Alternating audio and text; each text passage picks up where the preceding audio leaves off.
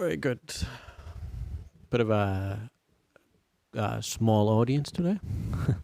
But I guess today is the cream of the crop. The best of the best. The really dedicated ones are coming. Very good. Okay. But nice to see everybody here again.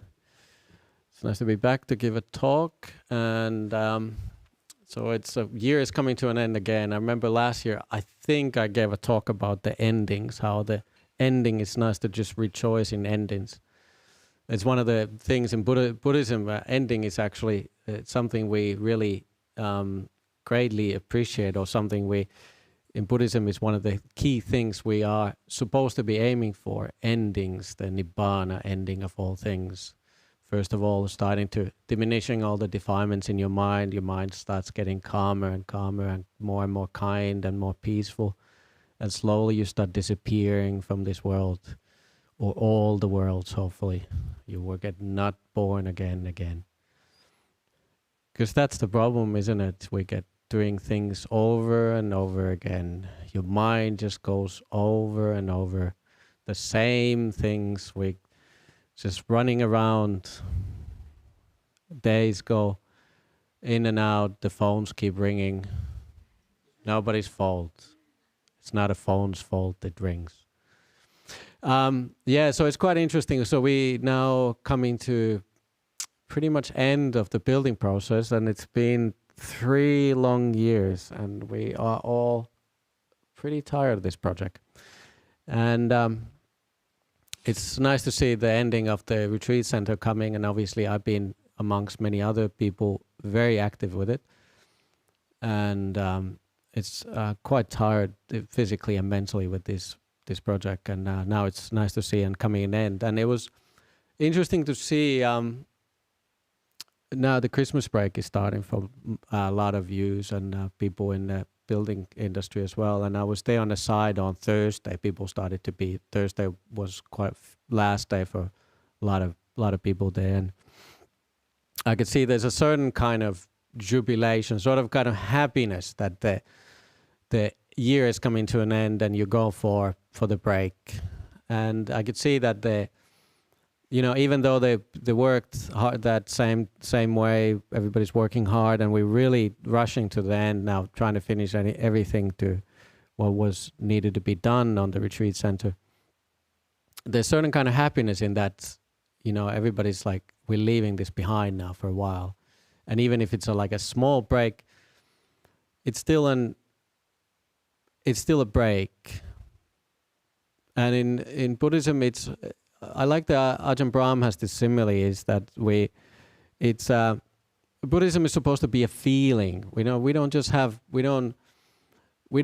a lot of technical things in Buddhism. I always say that there's a lot of technical things you can study about Buddhism, whether it's the aspect of non-self, that there is no self, or everything is impermanent, or everything is suffering. You can really technically wrap your head around it. Or we have this concept of karma, or kamma, as we say in Pali. How does the kamma work? How does the rebirth process work? Everything, you can get really technical about it.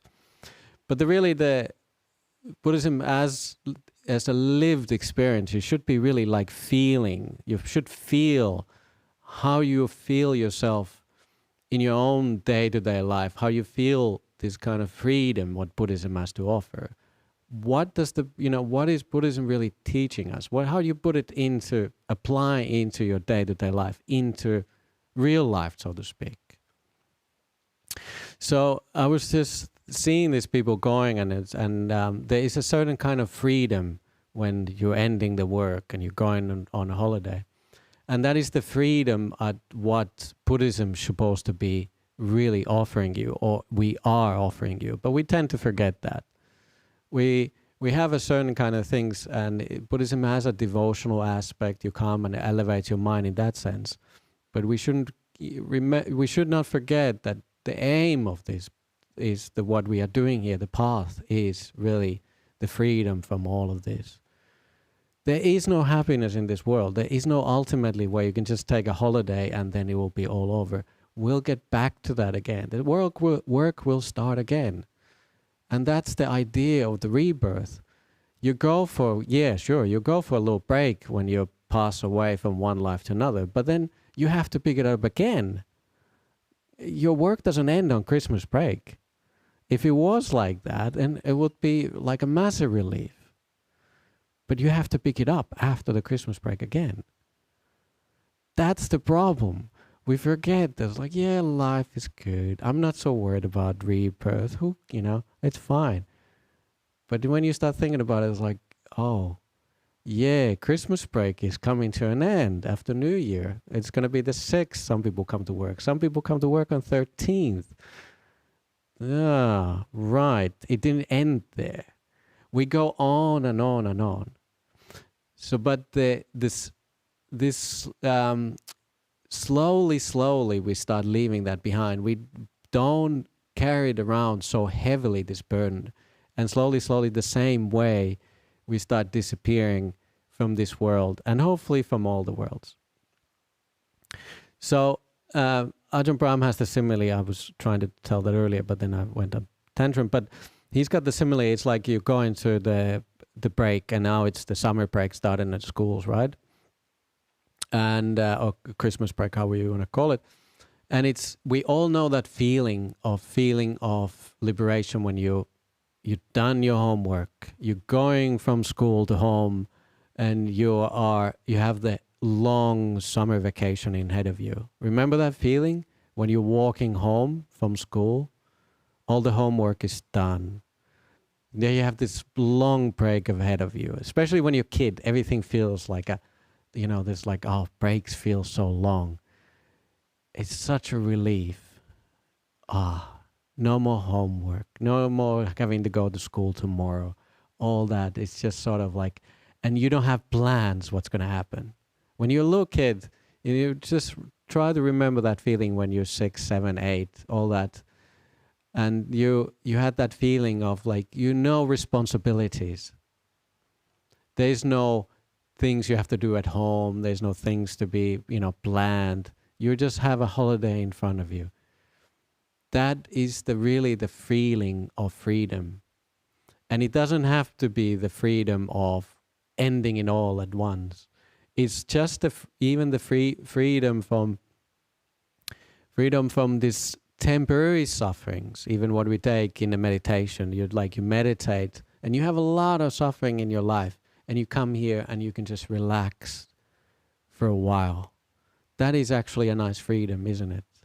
And all those freedoms get bigger and bigger and longer the further you stay in this path. That is really what we giving you, what we aiming for. We don't aim for this kind of like a long, everlasting happiness. That's utopia. That doesn't work. Unfortunately, that's not what you're here for. We're aiming to start to let the suffering disappear more and more in the background. That sounds even utopia, but the only way you can really think about it is in these kind of feelings, when you had a feeling of everything was left behind, even for a while. You have to start getting those experiences. Without those experiences, it's either Buddhism is technical stuff, or it just feels like, I don't know what we're doing here. It becomes like a religion like anything else. This is a path where you have to actually practice for yourself. We have to do it for ourselves. There's nobody else can do it for us. We have to feel our way into this path of happiness in Buddhism. It's your path. We inspired each other certain way. We teach the monks and nuns, we teach, and you as a good friend to others, we keep all ourselves, everybody going. But ultimately we have to do the work ourselves. And Buddhism has a lot of, it's another thing which is, it's been such a, joy to be, I've given probably way too many times I've mentioned here last 3 years with this building project being dragging on and on. But I was giving a talk last Sunday in the monastery, and it's interesting, I started to reflect what we have done. And the happiness for me from this is not just the happiness like, oh, it's an ending now. Sure, that's a certain kind of happiness for me. It's the lot less stress for me. But I mean, I know that I knew when I started that that's a very stressful project. But the happiness, what really is starting to come to me already, even when none of you really have been there on our retreat center, it's coming to an end now. But just a reflection for me of that the place will be there for decades, right? I've been part of that project. And there will be some of you, many others, who will benefit from that by having these freedoms, having deep meditation, having a lot of, whether it's loving kindness coming up, there's a lot of all kind of positive feelings going to come there. And I was part of that. And it's like even now I get this kind of, like the hairs on the back of my head are rising up when I think of that some of you are going to be there and having deep meditations. And you know what that feeling is? Like I said, it's Buddhism is feeling tone. And we have names for these feelings, this high happiness. That's mudita, right? And that was really maybe the first time when I understood what the feeling is, what the feeling of mudita is. Because of my effort, somebody else would benefit from that. I get a lot of happiness from that. And I can just imagine when I get somebody's going to come to me, decades to come, and they say, I was meditating in SOS on a sanctuary of stillness meditation. I got good meditation. And that's going to bring me tremendous happiness of somebody else benefit from that. And that is a happiness of mudita. These are the things we teach. We teach loving kindness, metta quite often. We teach karuna and upekkha, all these things why we say the Pali words.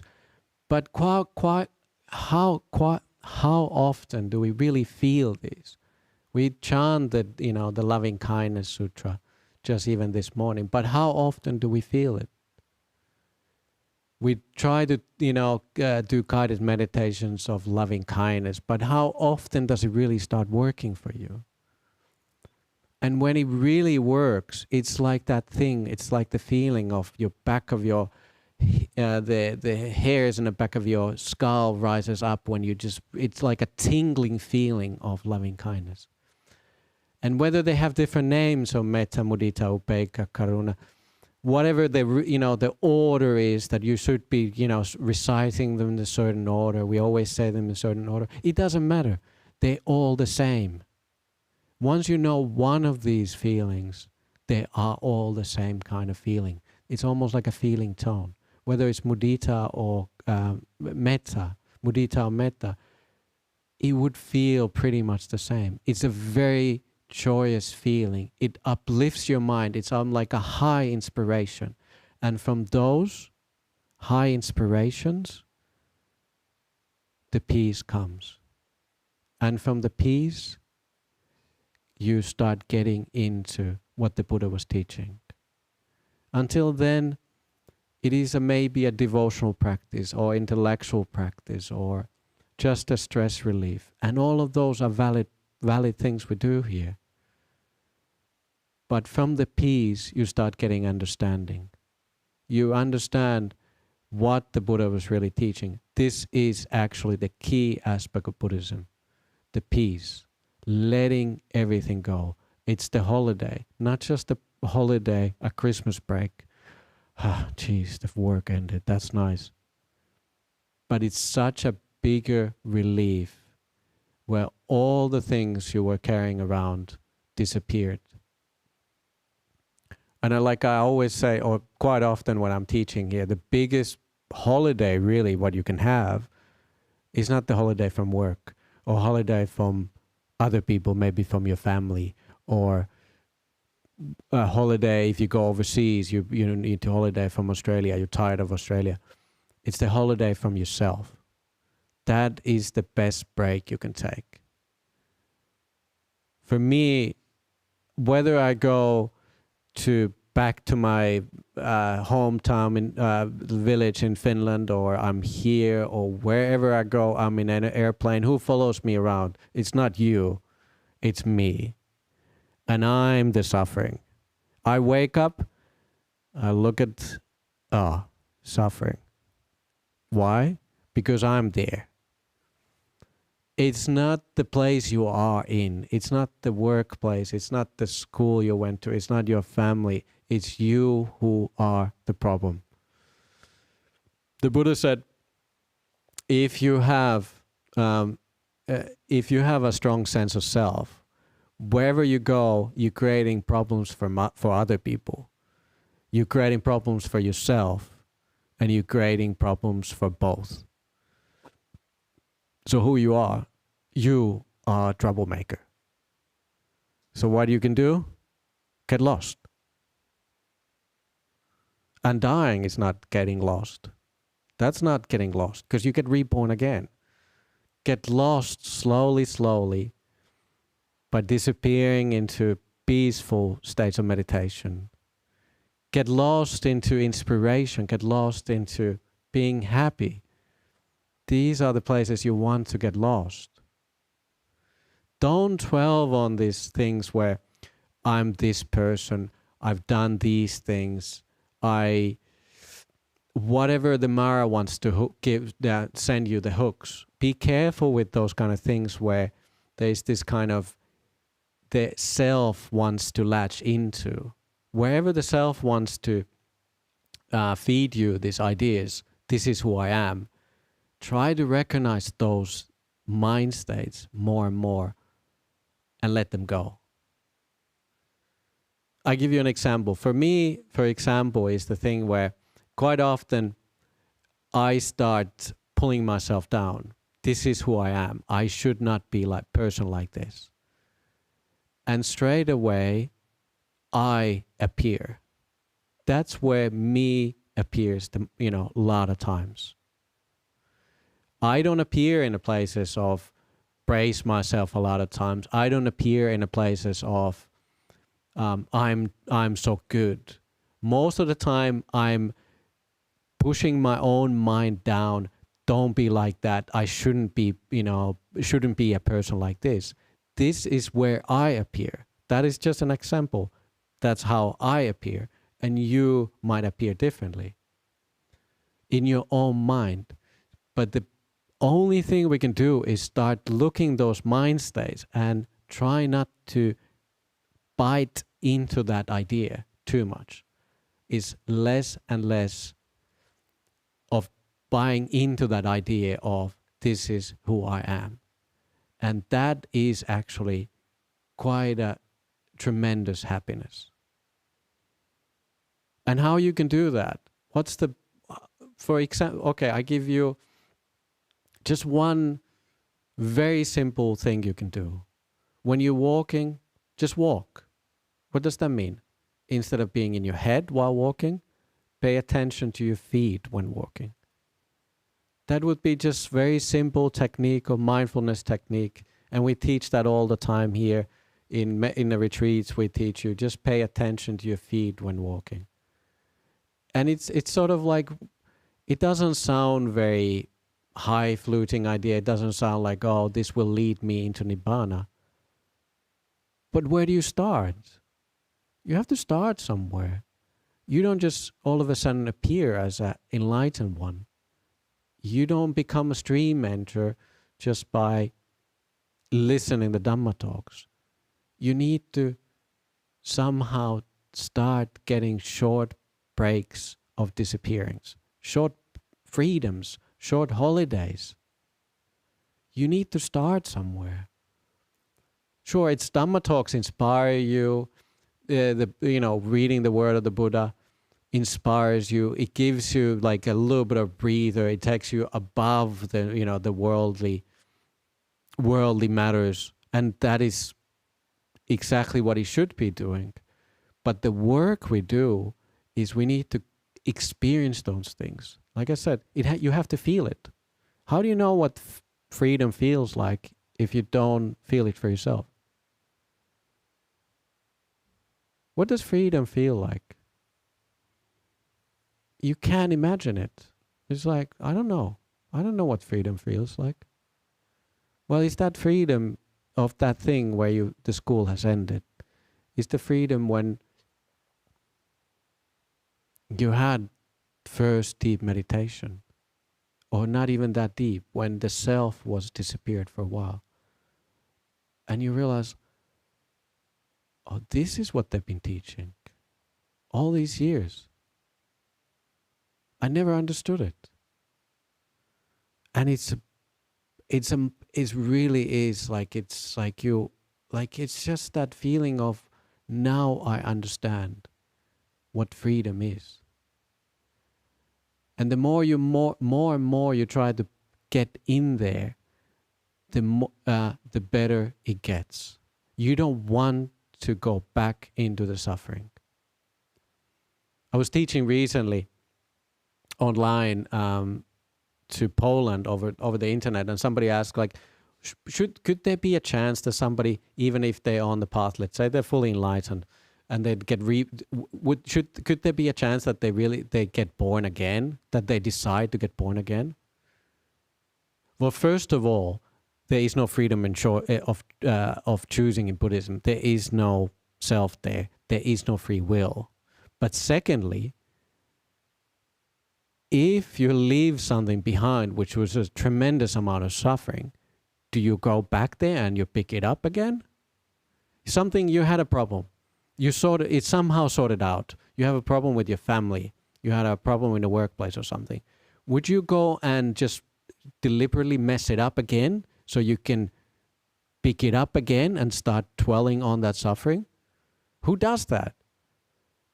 Nobody does that. It's just sort of, geez, that problem ended. What a relief that is. The work has done. You don't go and just like, let's start doing another difficult project, or make this project, bring it back to life again. You just cannot do that. And it's even more for somebody is really on the path of enlightenment, or somebody who's experienced these freedoms. You don't want to pick up these problems again. So keep at it. Again, I mean, you've seen me here now a few years, and I'm hopefully disappearing from the PSV more and more, because I want to disappear back into the forest monastery, maybe in WA somewhere. I need to take a little break myself, from myself.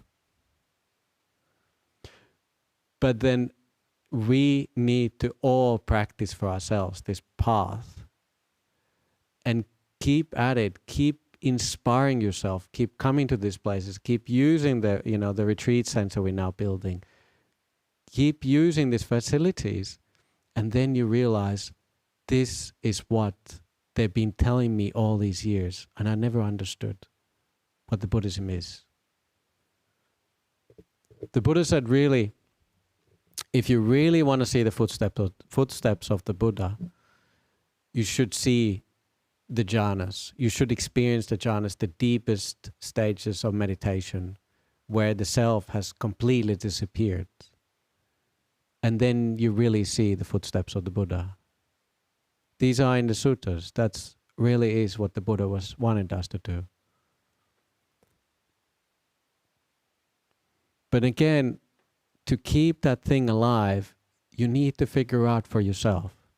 So for me now, being madly busy with this project, where I just literally just, I don't, I just come at nighttime, not nighttime, evening time. I just have one set of work clothes, so I don't even have the time to wash it. So I keep it, I wear the same work clothes all week. So I come to my hut, my kuti, and I just put them in a bundle in the floor, and then take a shower, go to bed, and just pick them up in the morning, put the same clothes on again, and off I go. At least I have a system now, and it's been going well, but now it's coming to an end. But what kept me going now is that at least I can do a little bit of reflection before you go to bed. Or one thing I've noticed recently, what's really been nice for me is, like, I kept the Dhammapada. I don't know if Dhammapada is the short verses of the Buddha. These are like there's pretty much poetry, but they're very short verses. And I just kept it on my table, on my hut, my kuti.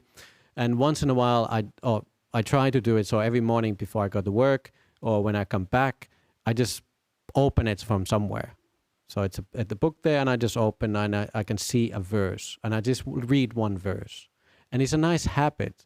So if you want to get into, do something nice, just read one verse of Dhammapada a day.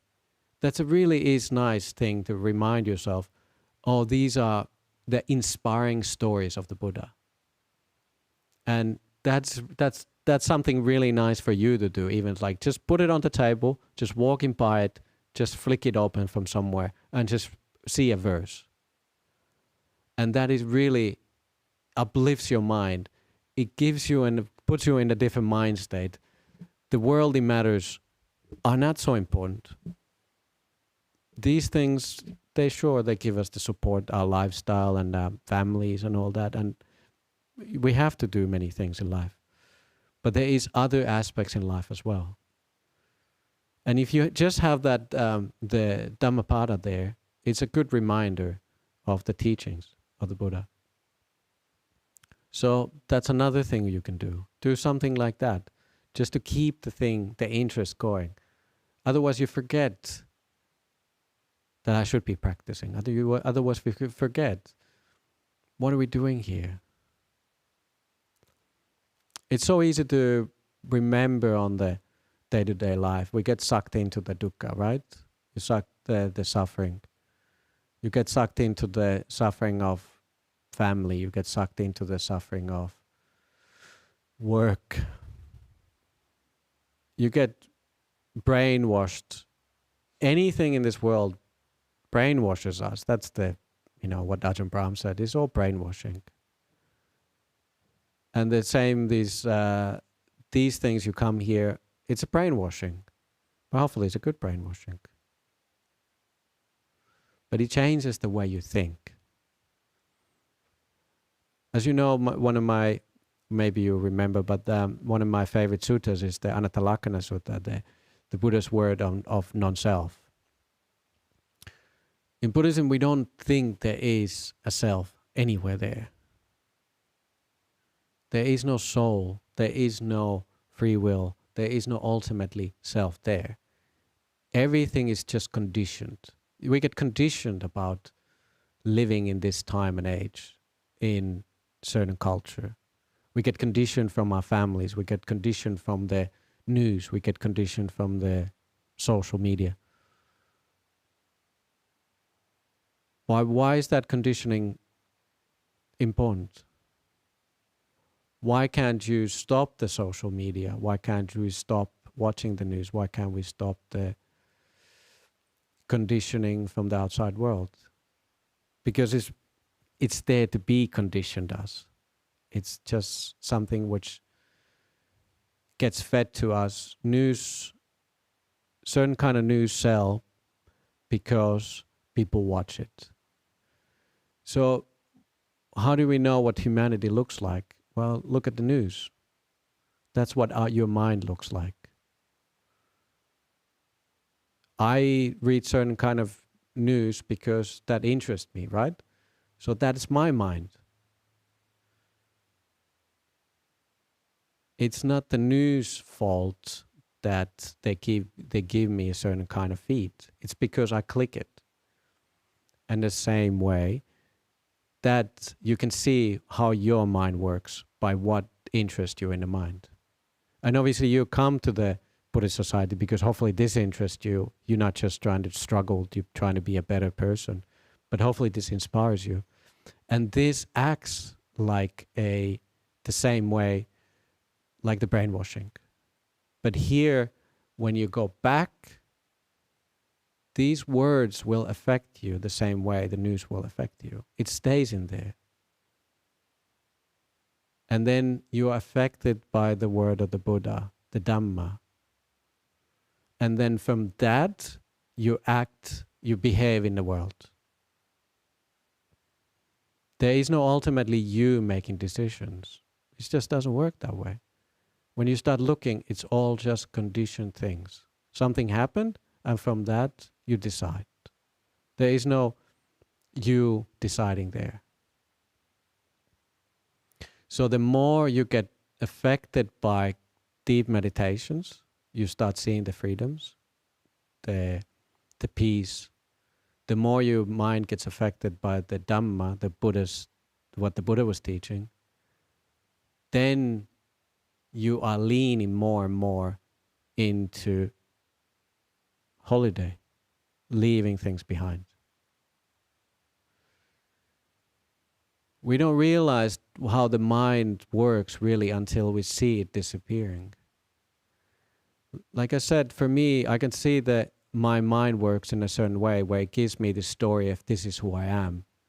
And quite often it's not very pleasant. Quite often it's my mind works by giving me a lot of doubting. It just keeps doubting and giving me the story. This is who you are. This is who you are. You shouldn't be behaving this way, right?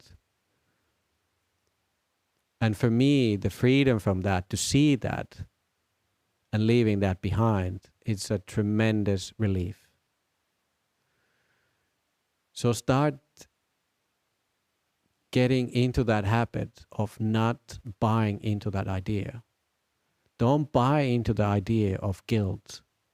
Don't buy into the idea of this is who I am. I'm always behaving this way. I should be punishing myself.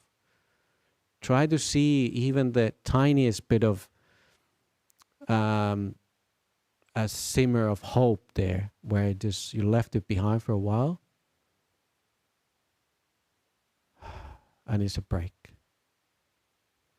Relinquish those things. Don't take the self everywhere you go. Take breaks from yourself throughout the day, more and more into your life. And the more you have that break, you don't escape from yourself, but the self is not actually there.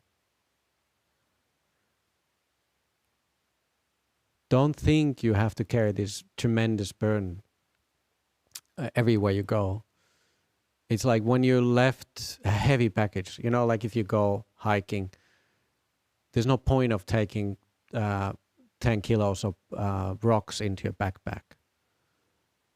That's not a very smart way of going hiking. When you go hiking, just take as minimal amount you can, what sustains you. And then you are free to go anywhere. You just, when you're going walking, it's so nice when you don't have to have a lot of packaging with you. Just a water bottle maybe. But then if somebody gives you a 10 kilos of rocks in a backpack and you're like, nah, I don't want it. I mean, that's just madness. But we don't realize, but that's what we're doing everywhere we are in life.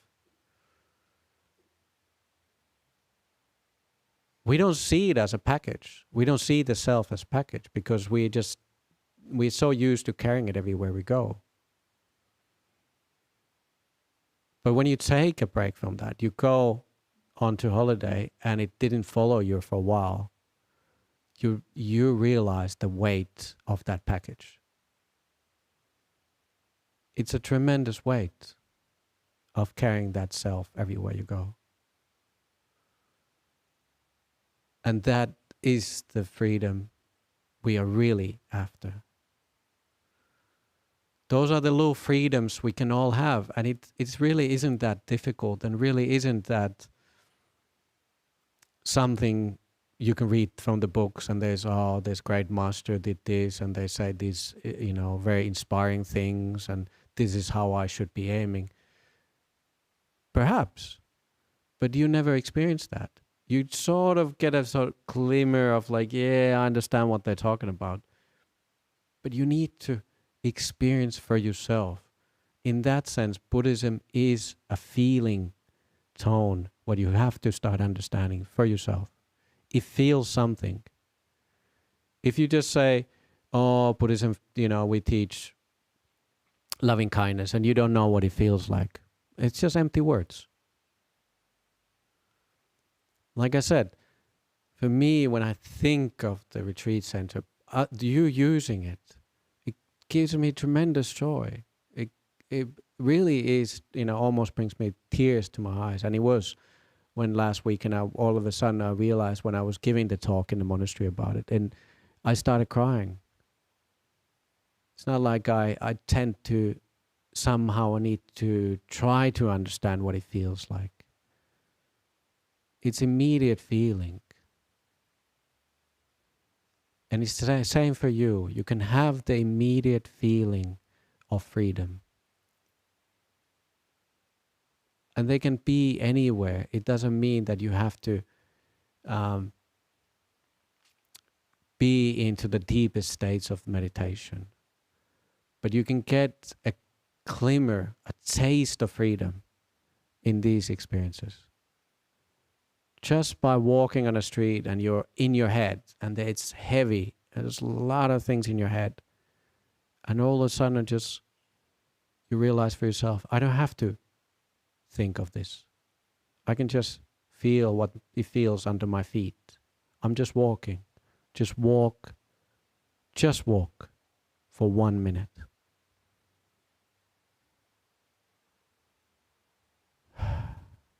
It's relief. This is what we are after in Buddhism. And I feel like I'm coming to an end of my talk. I know I should be talking 15 more minutes, but I just can't be. So let's go for the question and I'll try to answer. Thank you so much. So, as usual, we'll take questions in alternation. Anyone in the hall and then those online. So does anyone have a question from the hall?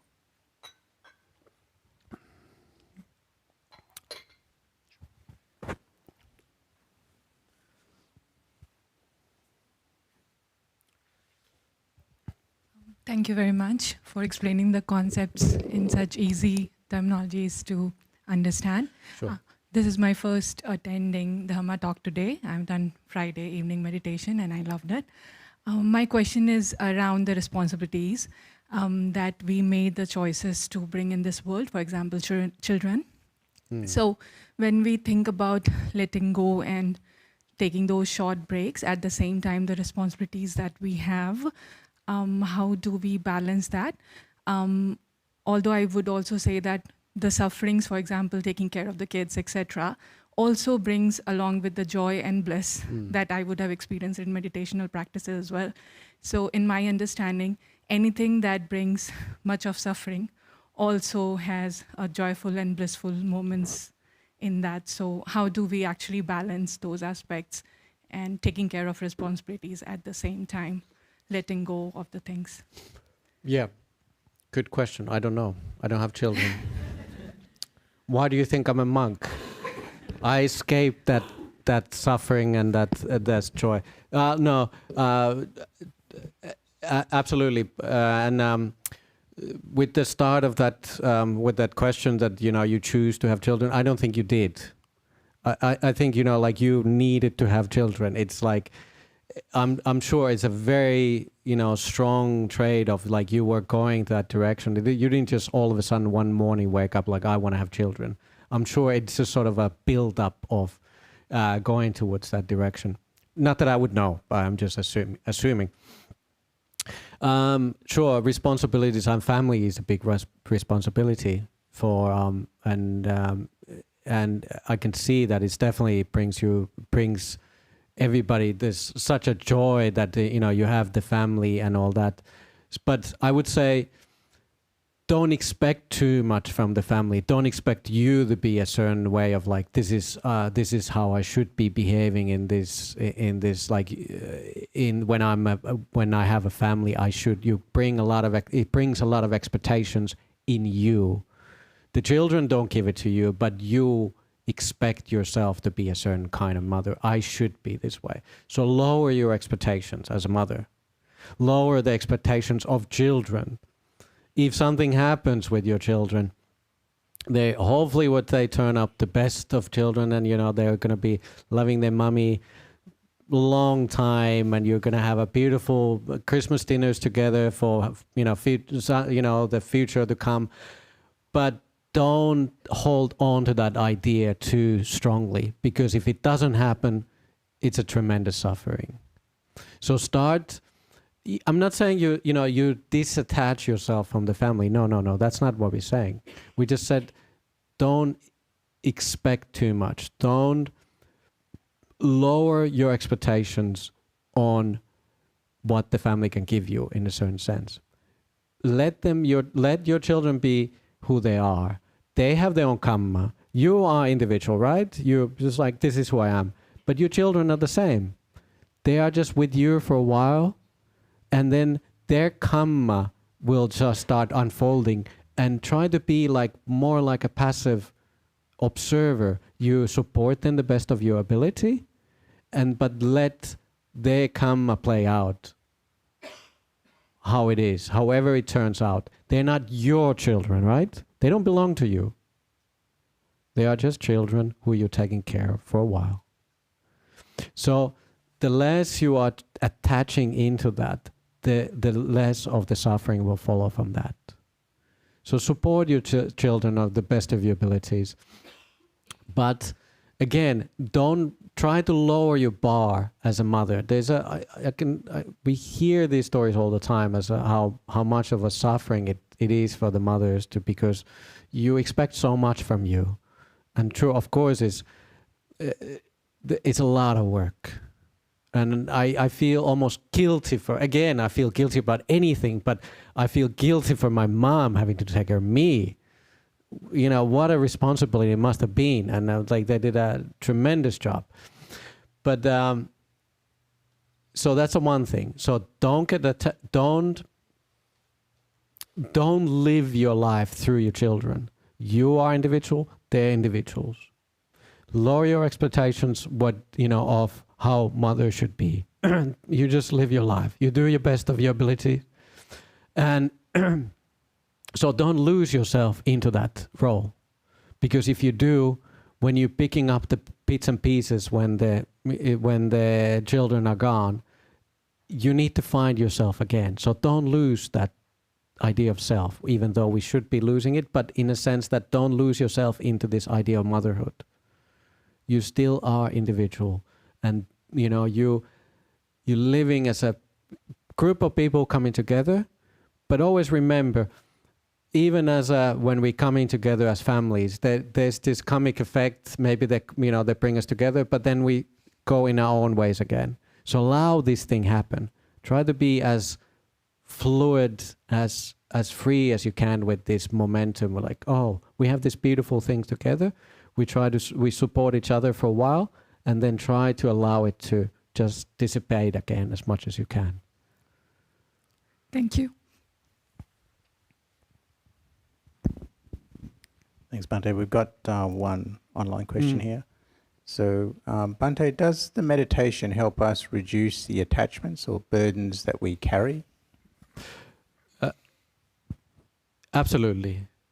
Like I said, the more you look at it, like in meditation, it sounds like, what is this meditation?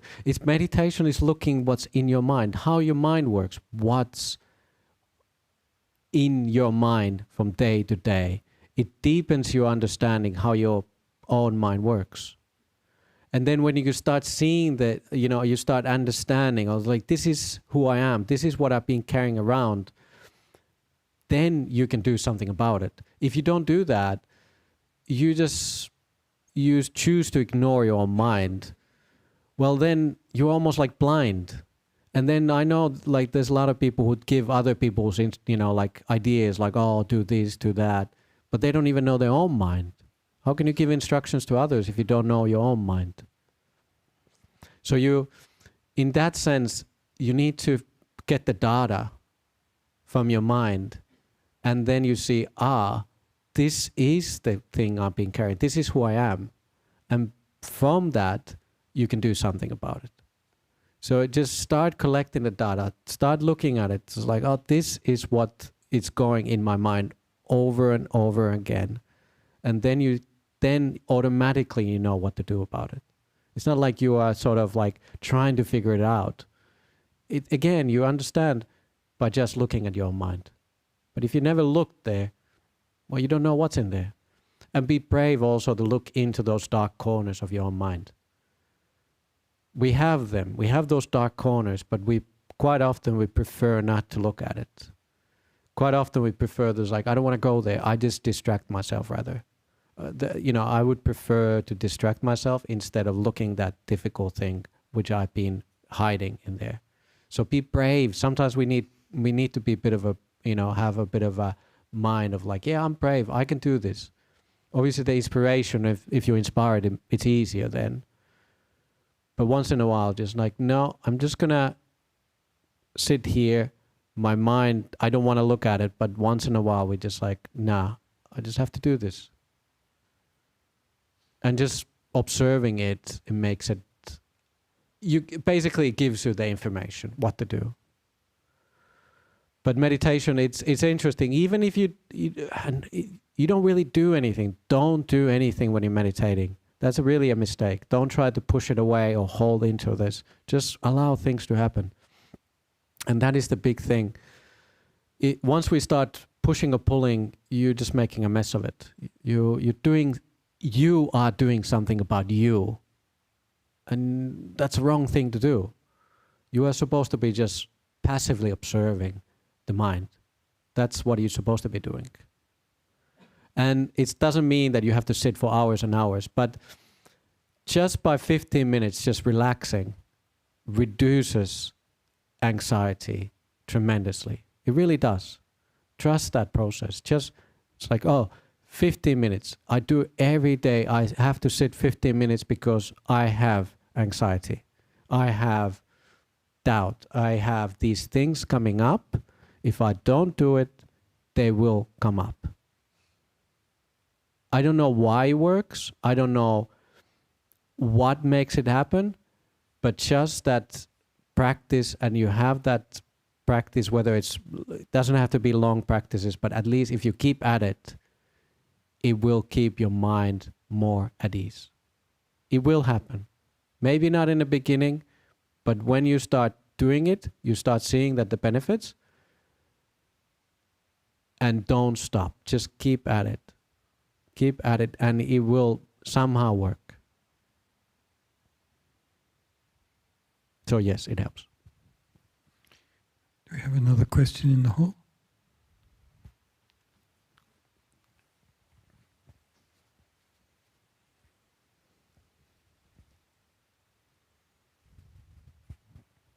Good morning. Morning. At the time of the Buddha, and there are a lot of people that got enlightened just by listening to the Dhamma. How does that happen?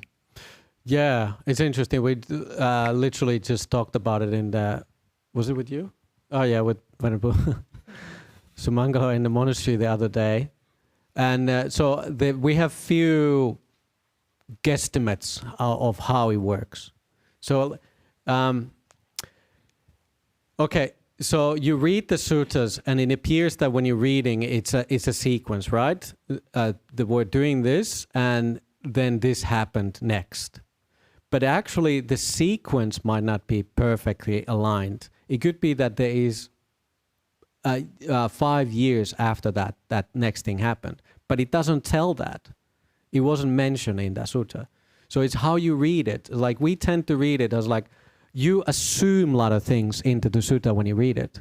You read it, and then you assume that it's very sequential, that it happens exactly like, the next thing, and then they got enlightened.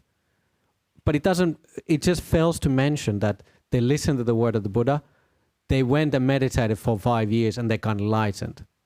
It's missing that. That's one way of, like what we could explain it.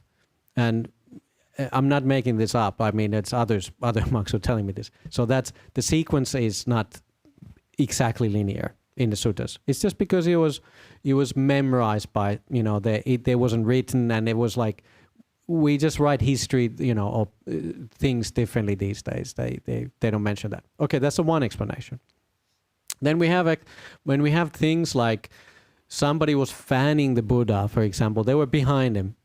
They were, fanning the Buddha when it was hot, and the Buddha was giving a talk, and then they realized the Dhamma chakku. Sometimes they say third eye opened. the eye of the Dhamma opened, they realized the Dhamma. How does that happen? That seems to be linear. That seems to be sequential. Happened while he was fanning.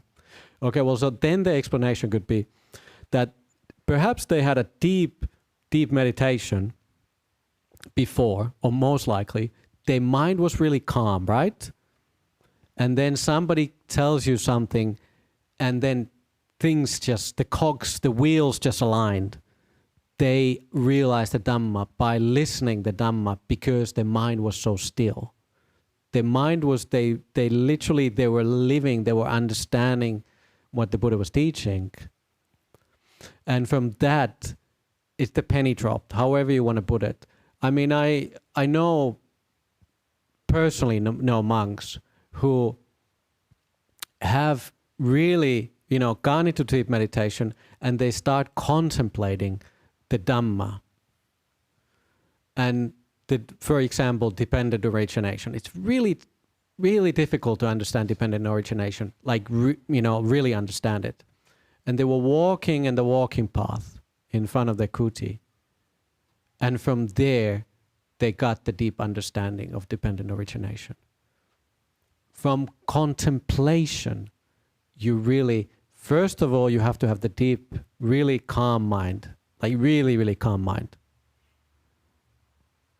And from the calmness, when you start contemplating something, that's when the effect, when the understanding happens.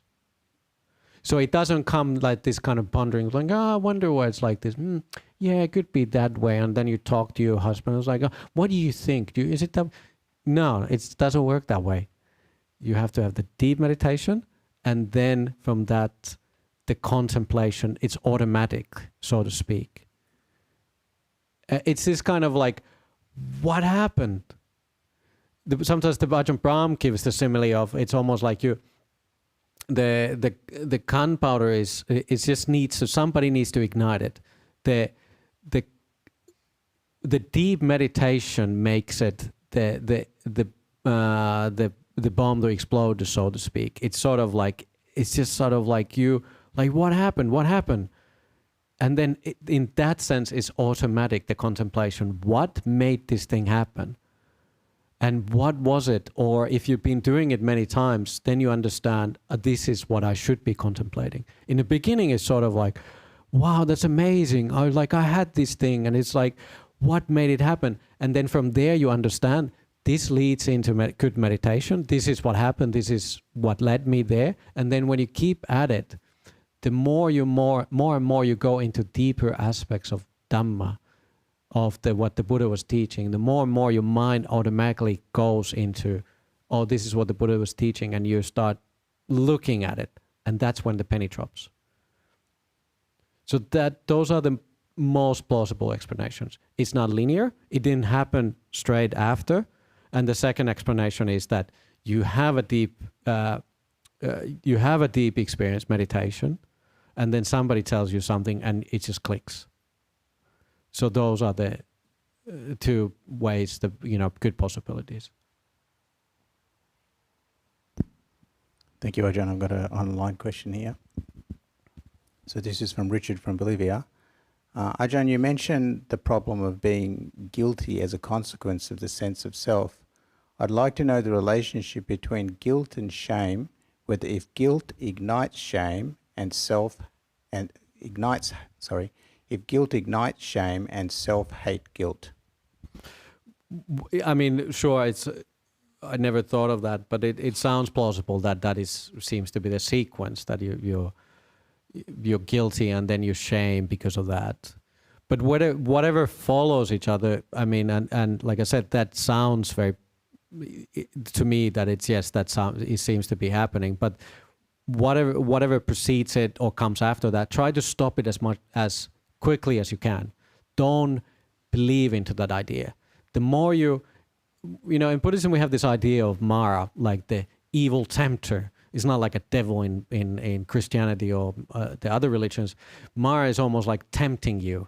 And it's a cool character. There's some cool stories about Mara, how it's trying to tempt the Buddha, for example. The Buddha was trying to get enlightened and meditating, and then it starts, the Mara's daughters come there trying to tempt, and then it's like those beautiful young girls coming, and then it was like, oh, the Mara was just like, oh, okay, well, it doesn't seem to be going well. That he didn't pay attention to the young girls, so then he sends older ladies. It's like, and the Mara says, oh, well, some men like older women, so Mara comes in different forms.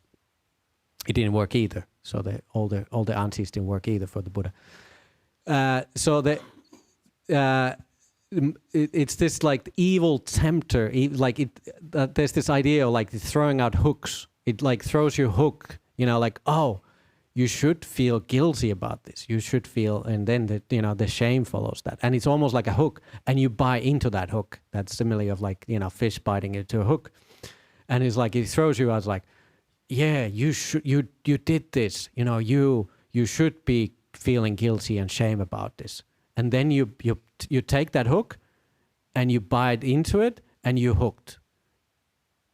What happened? Self appeared from there. That's where you are. That's who you are. You are in that mind state. You appeared. Just see that. Try to see as quickly as you can. It's like, guilt is coming. I should have been a better mom. That's where it could be for mothers. I should have. Hang on. Why do I have to do this? I don't have to take this idea. Try to lessen that guilt. Try to lessen that. Just don't buy into that, because that's where you live. That's who you are. Who's telling you to have to you buy into this idea? That's Mara. And then there's this cool idea of like when you see Mara, the Mara whimps and turns away, shrugs his shoulder. It's like, oh, they've seen me. The meditator has seen me, and the Mara whimps and walks away. Oh, they didn't buy into that idea. That is, it's quite, the tempter didn't manage to hook you. And that is, it's a freedom, right? It feels free. It's like all of a sudden, I've been taking this idea all along and running with it and making self out of this. And all of a sudden you realize like, I don't have to do this. It's a massive freedom. It's really nice feeling. And then it was like, these are the freedoms what we are here to offer you. And it's like when somebody tells you like, oh, take it back, you're like, not interested. Why would anybody want to do that? I forget the question now, but it was something along these lines. But yes, look, guilt and shame and all that. But no, okay, now I go back into try not to take that idea as soon as you can. Don't go into like too deep into the swamp. The further you walk in there, the deeper you are. Like try to see it as quickly as possible and try to let them go as much as you can. And the more you look at your mind, the more you start seeing them. Those are the dark corners, and there's more subtle. Sometimes we say them, they're more and more subtle. You start seeing more and more subtle places where you've been living, of things you've been carrying. Yep. Bhante, sorry, that inspires another question, though. Yeah. An unwholesome action is an unwholesome action. And so, like, I can understand that, as soon as you can build upon that. So it's sort of like, okay, so you become aware, yep, I shouldn't have done that. And then this whole sort of karmic pathway unfolds in front of you, if you like. You bite into it more. You feel, okay, shouldn't have done it, feel guilty, feel ashamed, so on, and it goes on. And then, so I can understand, okay, let's not try and compound, the initial action. But it does seem that you need some reflection on the notion of the initial action, because you don't want to build on it. It's not that, because the thing that we're wanting to address is the guilt and the shame, which follows on. But realistically, there's something before that, which we really want to address, which is the question of wholesome and unwholesomeness. Yeah, well, don't abuse this thing. Don't think you don't feel that, I'm not going to feel guilty about anything.